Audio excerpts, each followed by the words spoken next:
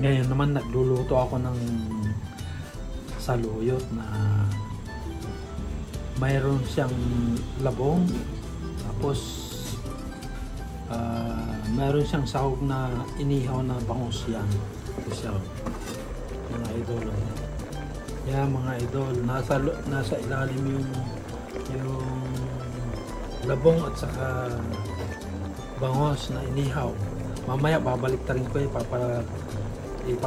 ibabaw ko yung labong para pumilalim yung saluyot para maluto maayos, masarap. Kakagat yung kuan niya, yung ingredients niya. Yan, mamaya-maya ng konti. Yan, ibabaliktad na. Ganyan lang pagbabaliktad, oh. Yan, ganyan. Yan, yan. Yan, lumabas na yung labong na nasa ilalim. Tapos kumukulo na rin, oh. Yan. Tapos yung inihaw na bangus, yan na, lumabas na. Yan.